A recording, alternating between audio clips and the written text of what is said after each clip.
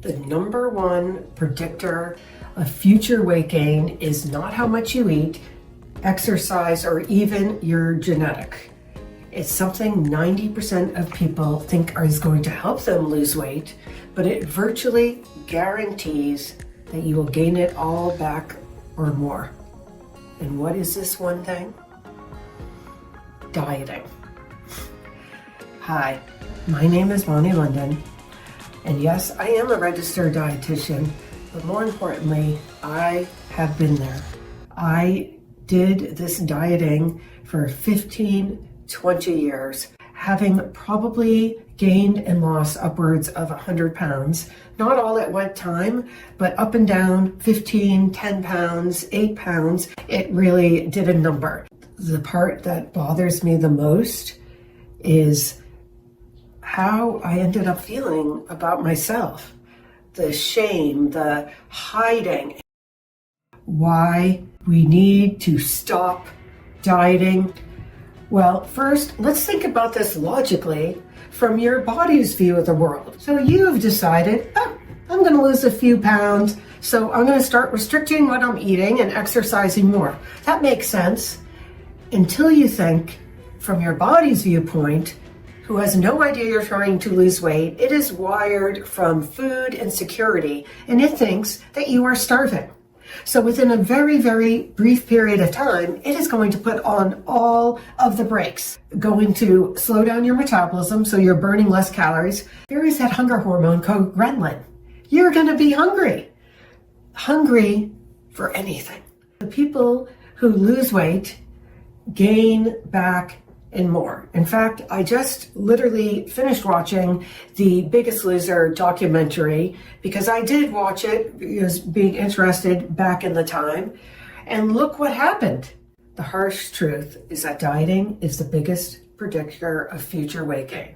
Studies tracking people for the 15 plus years show that 95% of people who lose weight through restrictive dieting gain it all back within 5 years, and 66% gain back even more weight than what they lost originally. Now, let's also take a look at what's going on right now with all of the popular weight loss medications.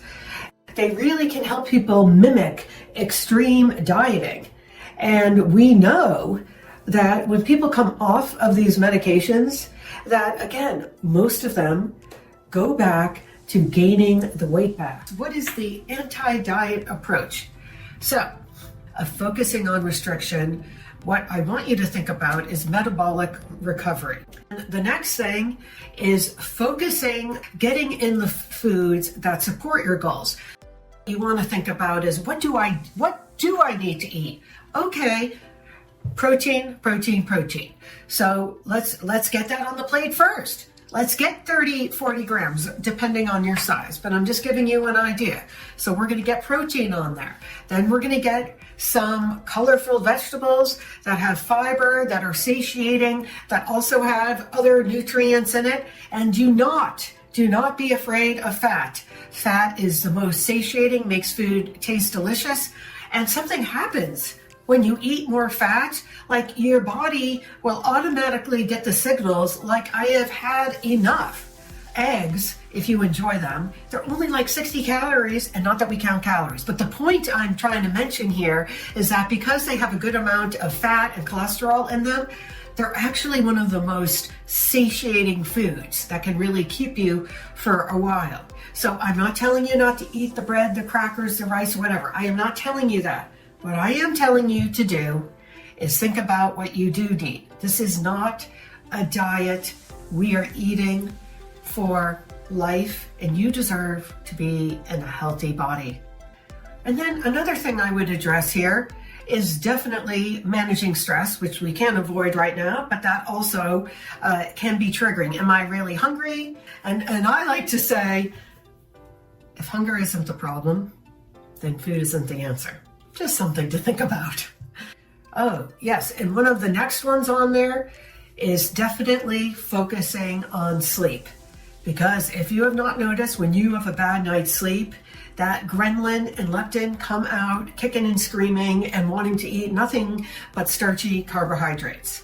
But you can also break out of the cycle, okay? Stop the all or nothing mentality with food as far as good and bad foods.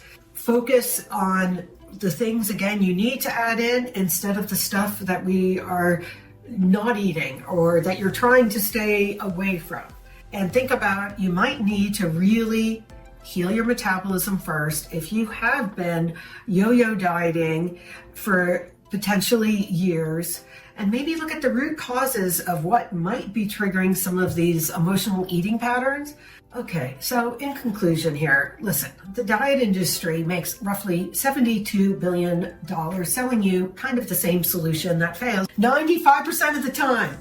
So you don't need to keep buying into that. You don't want to be part of the statistic. So if any of this has resonated with you, I would love to hear in the comments below what it meant to you, what you felt.